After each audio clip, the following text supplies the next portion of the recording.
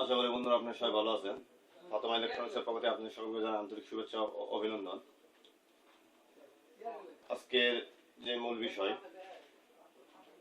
আসলে এই বিষয়টা করতে চাইছিলাম কিন্তু এক ভাইয়ের রিকোয়েস্টের কারণে এই বিষয়টা নিয়ে আলোচনা করতে চাই আপনাদের সবার সামনে। এক ভাই আমার কাছে ফোন দিয়েছিল, ভাইয়ের নামটা হইতেছে ফোন দিয়েছিল শিবগঞ্জ থেকে রনি আহমেদ। সে ভাই একটা সমস্যায় পড়েছে। এই সমস্যাটা হইতেছে একটা স্যামসাং এলইডি 32 ইঞ্চি সিঙ্গেল কপ DC to DC IC production model. সে ভাইটা সর্বপ্রথম কপের এক সাইডে কাটিং করছে, কিন্তু কোনো volt DC to DC IC কোনো ভোল্ট সে পায় না। পরবর্তীতে সেকেন্ড সাইডে কাটছে, সে ডিসি টু ডিসি আইসির ভোল্ট সম্পূর্ণ ওকে হয়েছে। তাহলে সে ভাইয়ের ধারণাটা যে পরে যে সাইডে কাটছে এটা হয়তো তার সমস্যাটা ছিল। সে প্রথম যেটা কাটছিল সেটা সে আবার জয়েন্ট করে দিয়েছে। জয়েন্ট করার পরে আবার সে DC to DC IC production mode. সে ভাইটা এটা নিয়ে খুব একটি সমস্যার ভিতরে পড়ছিল, আমাকে ফোন দিয়েছিল ভাইটা কিভাবে কাজটা করব। সে ভাইকে আমি সলিউশনটা দিয়েছি, সলিউশনটা সে কাজে লাগাইছে। পরে সে আমাকে ফোন দিয়েছে সে কাজটা নাকি সে ওকে হয়েছে। আসলে সে কাজটা যে ভাইকে আমি যে সলিউশনটা দিয়েছিলাম সেটা আসলে কি ধরনের সমস্যা হয়েছিল এটা নিয়ে আজকে মূল আলোচনা। তো বন্ধুরা, আলোচনাটা যাওয়ার আগে আপনার কাছে একটা রিকোয়েস্ট, যারা আমার চ্যানেলটিকে এখনো সাবস্ক্রাইব করেননি তারা অবশ্যই চ্যানেলটিকে সাবস্ক্রাইব করবেন, লাইক করবেন, শেয়ার করবেন এবং কমেন্ট বক্সে আপনাদের মতামত সম্পর্কে জানাবেন। আমি অবশ্যই রিপ্লাই দেবো। এবং ইতিমধ্যে যারা আমার চ্যানেলটিকে সাবস্ক্রাইব করে রাখছেন তাদেরকে জানাই অসংখ্য ধন্যবাদ। তাহলে চলুন মূল ভিডিওতে ফিরে যাই।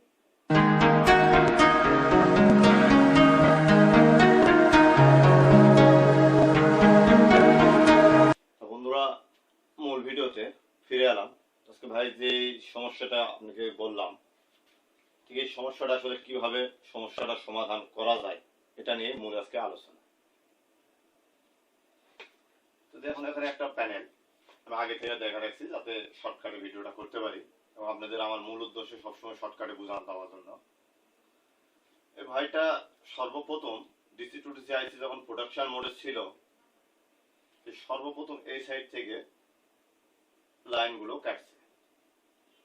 কাটিং করার পরে ডিসি টু ডিসি আইসি কোনো ভোল্ট সে পায়নি। পরবর্তীতে এই সাইডে যখন আবার কাটছে ডিসি টু ডিসি আইসির ভোল্ট ওকে। আর দুই সাইডে কাটিং থাকলে তো কোনো গ্রাফিক্স বা কোনো ছবি আসবে না। সে মনে করছে তাহলে আমার এটাই শর্ট, যেহেতু এটা কাটিং করার পরে ভোল্ট সে পাইছে। পরে সে এগুলো আবার সংযোগ করে দেওয়ার পরে আবার DC to DC IC production মোডে। এটা আসলে কি কারণে হয়? আসলে এটা মেইন সমস্যা দুই সাইডে শর্টেজের কারণে। এই প্যানেলের দুই সাইডে শর্টেজ। এই শর্টেজ যদি আমাদের দুই সাইডে থাকে তাহলে আমরা কি করে এটা সমস্যাটা সমাধান করব, এটা হচ্ছে মূল বিষয়। তো সর্বপ্রথম দুই সাইডে কাটিং করার পরে আপনাদের দেখতে হবে, টিকন বোর্ডে দেখতে হবে না, যেটা প্যানেলে যে কপের লাইনটা গেছে কাটিং করার পরে প্যানেলের ওখানে মিটার দিয়ে আপনাদের চেক করতে হবে যে আমার কোন লাইনগুলো শর্ট। দুই সাইডে যে লাইনগুলো শর্ট সেটা আগে আপনাদের ফল্ট ফাইন্ড করতে হবে যে কোনগুলো শর্ট। তা বেশিরভাগ শর্টেজ আমরা যেগুলো পাই ভিজিএস এবং ভিজিএল, কারণ এই দুটা লাইন পাশাপাশি থাকার কারণে অনেক সময় স্পার্কিং করে ভিতরে শর্টেজ হয়। এই লাইনগুলো দুই সাইডে দিয়েই প্রবেশ করে। ভিজিএল এবং ভিজিএল যদি শর্টেজ থাকে, এদিকেও যদি শর্টেজ থাকে, তাহলে আমরা কি করব? তাহলে সর্বপ্রথম আপনাদের যে কোনো এক সাইড থেকে শর্ট ক্লিয়ারের মাধ্যমে শর্টটা ছেড়ে নিতে হবে। এই সাইডে আগে আপনি সর্বপ্রথম চেষ্টা করবেন, যদি শর্ট না ছাড়ে তাহলে এই পারে আবার চেষ্টা করবেন। যে কোনো এক সাইড থেকে আপনাদের শর্ট ছাড়াতেই হবে। যদি না ছাড়ে তাহলে কিন্তু প্যানেলটা চলবে। যদি শর্ট এক সাইড থেকে সারানো যায় তাহলে এক সাইড থেকে জাম্পার করে ওকে করা যাবে। এবং আরেকটা আছে কাজ, যদি ভিজিএল ভিজিএস এবং এদিকেও যদি 3-4টা লাইন শর্ট হয়ে যায়, এদিকেও যদি 3-4টা লাইনই শর্ট থাকে, তাহলে আসলে মেন কথা ওই প্যানেলের কাজ না করাই ভালো। কারণ ভিজিএল ভোল্টেজটা কিন্তু হাই ভোল্টেজ, কারণ আর এদিকে যেগুলা 3.3 ভোল্ট, এভিডিটি ভোল্ট বা আরো কিছু সিগন্যাল ভোল্ট থাকে, এগুলো কিন্তু শর্ট ক্লিয়ার মারলে পাশে যে লাইনগুলো থাকে এগুলো শর্ট হয়ে যায়, কারণ এগুলো তো খুবই অল্প ভোল্টে কাজ করে। ভিজিএস এবং ভিজিএল ভোল্ট যদি আপনার দুই সাইডে লাইন শর্ট পান, তাহলে যখন এক সাইড থেকে যদি আপনি শর্ট ক্লিয়ারের মাধ্যমে শর্টটা সারাতে পারেন, তাহলে আপনি প্যানেলটা ওকে হবে। আর যদি শর্ট না সারে, তাহলে কিন্তু প্যানেলটা ওকে হবে না। আর কিছু কিছু ক্ষেত্রে আমরা অনেক চেষ্টা করি একটা কাজ করার জন্য, আসলে এগুলো কাজ বেশি দিন লাস্টিং করে না।